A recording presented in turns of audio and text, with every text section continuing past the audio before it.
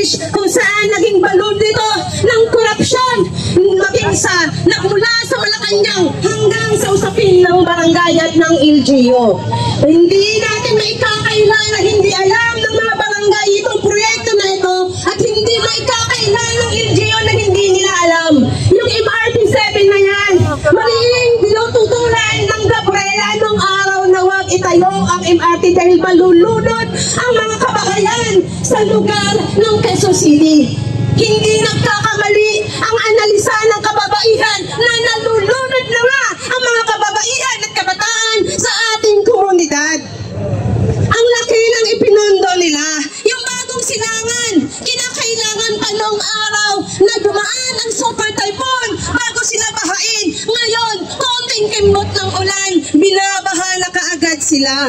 Ang barangay Tatalon, kinakailangan muna ng isang malaking bagyo bago sila makaranas ng pagtaas ng tubig. Ngayon, kaunting ihilang ng ulan, binabaha na ang kababaihan at kabataan sa kanilang lipunan. Bakit? Dahil dyan sa DPWH na nilalagakan ng trilyon na pondo.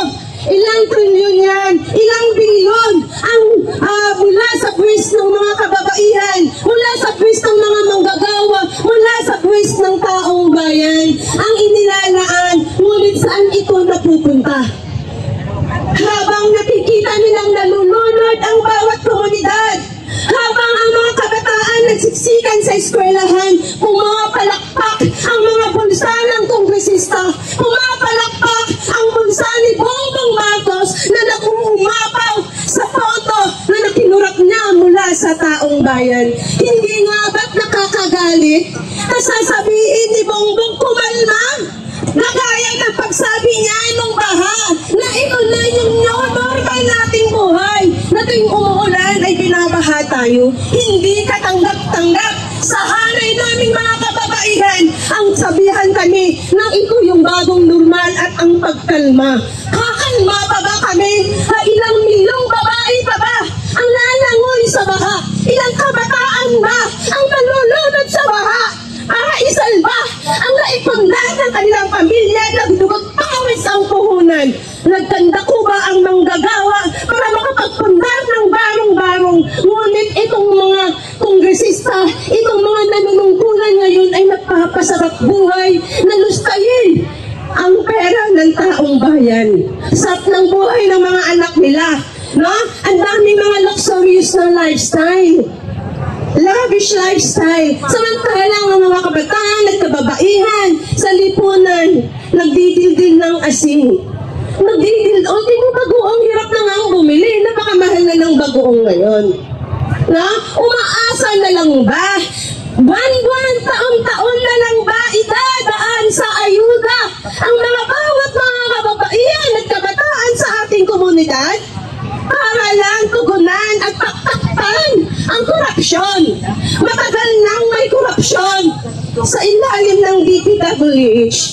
Kay kayamanan at kapangyarihan, saksisilbi lamang sa pansariling interes nila kung paano sila makakapaglikom ng trilyon-bilyon at mapuno ang kanilang bulsa at magsawa ang kanilang pagkaganid at pagkagahaman sa salapi. Bago sila uupo, secured na ang future nila mula doon sa kaban ng bayan. Pero paano tayong mga mamayan ang nagdurusa at nagbabayad ng 153,000 bawat isa? Kaya kinakailangan, no, na maupo itong Gabriela Women's Party sa loob ng Kongreso para merong dagdag na kukondina sa isang tiwali magnanakaw na kongresista at kurap na presidente sa ating estado. Hindi na uubra ang manahimik tayo mga kasama. Tayo ay magparami at magpalawak upang sa pagbalik natin dito sa Kongreso at sa ganun man sa Malacanang ay bubuos ang ilang libong kababaihan at kabataan sa lansangan upang ipagtanggol ang karapatan laban sa mga korap na mga buhaya at baboy sa lipunan. Kaya may makibaka dahil may mga baboy sa kongresista at sa Malacanang. Magandang umaga po. Pagbaha, dulot ng mga palpak na flood control sa ating pagpupunta sa mga matinding flood control na nararanasan ay dito sa Kalumpit, Bulacan, kung saan naroroon ang mga ghost flood control project. Ganyan din sa Bicol, ang ating mga magsasaka sa Bicol, partikular sa Libon, Albay, ay nakakaranas ng ilang linggong pagbaha dahil sa palpak na flood control. Hindi lang flood control, mga kasama, ang pinaproblema ng ating mga magsasaka. Yung palpak din na mga irrigation canals na tagpi-tagpi ang ginagawa. At kapag malakas na ulan, ay ayan, sirang-sira na. At hindi talaga nagre-resulta talaga ito ng todo-todong pagkasalanta ng palay ng ating mga magsasaka, ng kanilang mga produkto, ng mga kanilang kabuhayan. Mga kasama, bilyon-bilyon pondo ang nawawala sa kaban ng bayan. At bawat piso na nakukuha bilang persahan buwis na nakukolekta sa malawak na bilang ng mamamayang Pilipino ay kawalan ng pagkain ng ating mga magsasaka. Napakasimple naman po sana kung itong mga nakukurakot na pondo ng bayan ay napupunta sa serbisyo, lalong-lalo na para sa mga magsasaka, hindi sana nagugutom ang mga food security frontliners ng ating mga magsasaka. Di sana tayo nag-i-import dahil kayang-kaya naman dikain ng ating mga magsasaka ang pangangailangan ng malawak na bilang ng mamamayang Pilipino kung naroon lang ang suporta ng gobyerno sa lahat ng pangangailangan ng ating mga magsasaka. Pero dahil nakukurakot na imumulsa ng iilan, kasabwat ang mga kongresista at mga senado, ayan ang nangyayari. Taon-taon ay tumataas ang kabuang budget na kailangan ng bansa. Pero ito pala ay napupunta lang sa korupsyon, hindi napupunta sa serbisyo sa mamamayan, higit lalo hindi napupunta sa panawagan ng ating mga magsasaka na dapat kompensasyon dahil sa tuloy-tuloy na pagkasira ng kanilang produkto tulad ng mga palpak na flood control.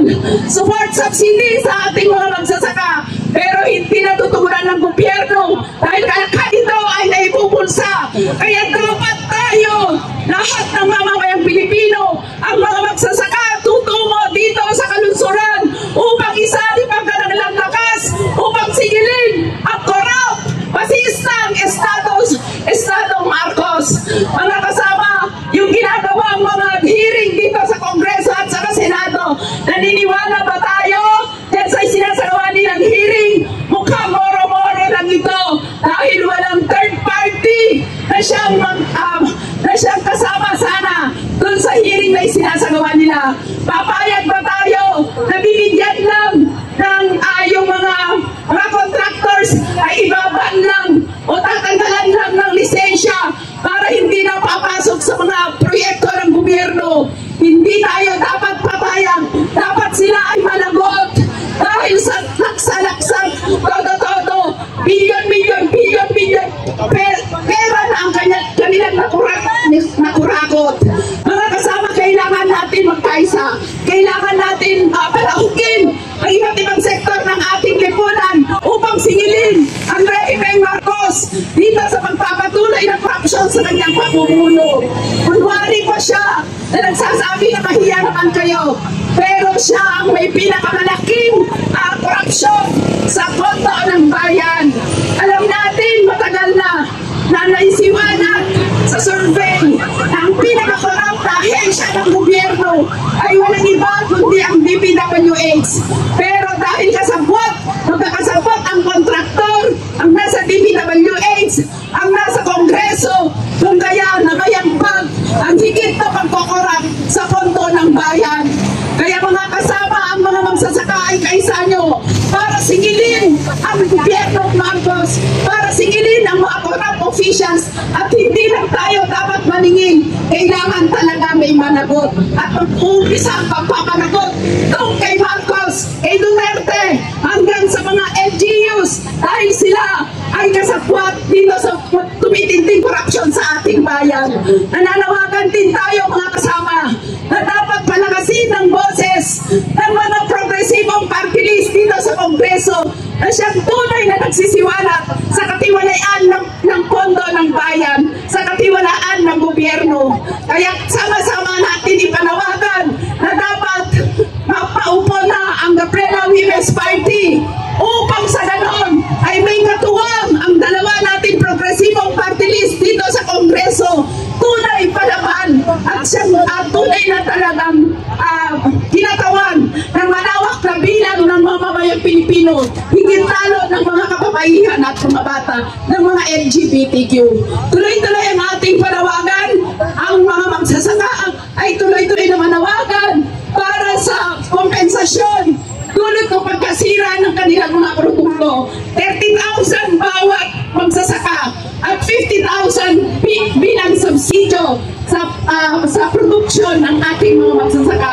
Kung talagang seryoso ang gobyernong Marcos na ibigay ito, kayang-kaya, kaysa na pupunta lang sa mga kurakot ng mga kongresista, ng mga senador at ng mga contractuals. Mga kasama ang mga magsasaka ay naririto ngayon sa darating na Oktubre upang sigilin ang gobyernong Marcos doon sa pagpawalang bahala niya na lutasin ang krisis natin sa pagkain at malulutas lang ang krisis natin sa pagkain sa pamamagitan ng pagpapatupad ng tunay na reforma sa lupa. Maliban sa pagpapatupad ng tunay na reforma sa lupa, palakasin ang lokal na industriya sa pagkain at higit sa lahat, ibasura ang mga neoliberal policies, lalong-lalo na ang RA 1123 o Rice Liberalization Law. Ganun din ang Executive Order number 62. Kaya tuloy-tuloy ang ating laban mula sa bukid hanggang sa iba't ibang lansangan, sa mga eskwelahan, sa mga komunidad. Asahan nyo nakasama ang mga magsasaka sa ating laban upang panagutin ang Rehime Marcos dito sa tumiting pangungurakot sa pondo ng bayan.